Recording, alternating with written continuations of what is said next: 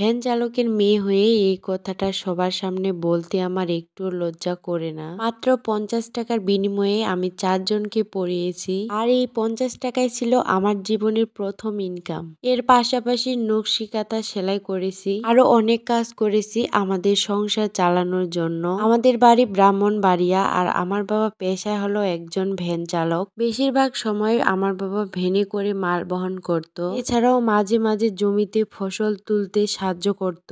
আমি আমার বাবার বড় মেয়ে, দুইটা ছোট ছোট ভাই রয়েছে। আমার বাবা একজন মূর্খ মানুষ, তবে সে কিন্তু আমাকে সুশিক্ষা দিয়ে বড় করেছে। আমি যখন ক্লাস 7-এ পড়ি, মেন রোডে ভ্যান চালানোর সময় ভ্যান উল্টে ট্রাক এসে আমার বাবার পায়ের উপর দিয়ে চলে যায়। ঈশ্বরের কৃপায় সেই দিন আমার বাবার কিছুই হয়নি, তবে আমার বাবার পাটা তার কাছে আর নেই। আমার বাবা আছে, এজন্যই আমি ঈশ্বরের কাছে অনেক কৃতজ্ঞ। যার কাছে বাবার ছায়া নেই সেই কিন্তু বলতে পারবে বাস্তবতা কত কঠিন। বাবার পা দুটো অচল হয়ে যাওয়াতে এখন মা সেলাইয়ের কাজ করে সংসারের হাল ধরতে শুরু করেন। আমিও মায়ের কাছ থেকে একটু একটু করে সেলাইয়ের কাজ শিখতে থাকি। তার পাশাপাশি ক্লাস 8 থেকে টিউশনি পড়াতে শুরু করি। এই বয়সে আমার রঙিন ফিতা আর চুরির জন্য বাহানা করার কথা ছিল। এই বয়স থেকে আমি সংসারের হাল ধরতে শুরু করেছি, তবে এটা নিয়ে আমার কোনো অভিযোগ নেই। সম্পূর্ণ অভিযোগ ছিল আমার ক্লাসমেটদের উপরে, তারা কিনা আমার অবস্থা জেনেও আমাকে অনেক অপমান করছে। আমি আর 10টা মেয়ের মতো বাড়িতে বসে বসে বাবা মার কাছে আবদার করে শখ পূরণ করতে পারতাম না। ক্লাস 8 থেকে এই পর্যন্ত আমি কখনোই পূজার জামা কিনিনি। আমার 2টা ভাই রয়েছে, যতটুকু সম্ভব আমি তাদের জন্য কেনার চেষ্টা করেছি। আমার জীবনের কাহিনীটা যদি আমার ক্লাসমেট শুনতে পায়, আমার জীবনে তখন কি ঘটে গেছে আর আমার বা পরিস্থিতি তখন কেমন ছিল,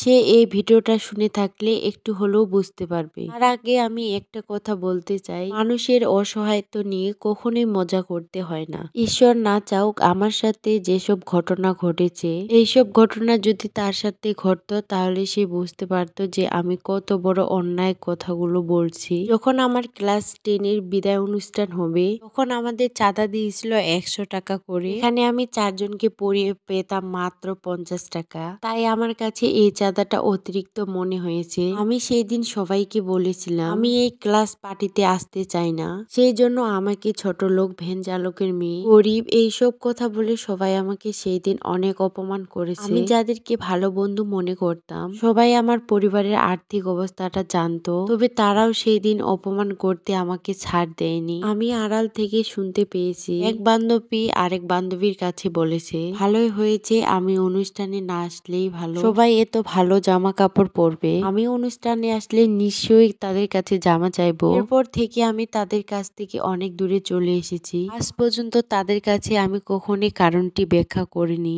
কেন আমি তাদের সাথে মিশি না বা কথা বলি না। আজকে হয়তো এই ঘটনাটি জানলে আমার অবশ্যই বুঝতে পারবে কেন আমি তাদের সাথে কথা বলি না। আমি অত্যন্ত একটা ছোট গরিব ঘরের মেয়ে, তাই আমার চাহিদাও কিন্তু অনেক অল্প। অন্যের কাছ থেকে জামা ধার করে অনুষ্ঠানে যেতে হবে এমন মানসিকতা আমার একদমই নেই। তবে একজন প্রকৃত বন্ধু তার বন্ধুকে সবার সামনে সম্মানিত করার জন্য যে অতিরিক্ত জিনিসটি ধার দিয়ে হলেও তার সম্মান রক্ষা করবে, আর এটা করাও কিন্তু উচিত। এখন আমার বিয়ে হয়ে গেছে আর আমার 2 ভাই ইনকাম করতেও শুরু করেছে। বর্তমানে আমাদের পারিবারিক অবস্থা অনেক উন্নত না হলেও আগের থেকে অনেক ভালো আছি, ঈশ্বরকে অনেক ধন্যবাদ। শুধু সময়ের সাথে সাথে অনেক কিছুই পরিবর্তন হয়ে গেল। কিছু কিছু মানুষ হৃদয়ে এমন কষ্ট দেয় যা কখনোই ভোলা যায় না। আর আজকে আমি মাটির চুলায় রান্না করতেছি লাউয়ের তরকারি, আলু ভাজি। আর আপনারা যারা যারা গ্রামে থাকেন তারা অবশ্যই বুঝতে পারবেন যে মাটির চুলায় করা রান্না খেতে কত পরিমাণে ভালো লাগে। আমি তো বাড়ির মধ্যে গ্যাসের চুলা থাকা সত্ত্বেও মাটির চুলায় রান্না করে থাকি। মাটির চুলায় রান্না করা খাবার কিন্তু অন্যরকম স্বাদ হয়ে থাকে। আজকের এই গল্পটা হলো আমার ফেসবুক থেকে নেওয়া, আর এই গল্পটা যদি কোনো শিক্ষক বা শিক্ষিকা দেখে থাকেন তাদের কাছে আমার একটা রিকোয়েস্ট থাকবে, আপনার ক্লাসের সব থেকে দুর্বল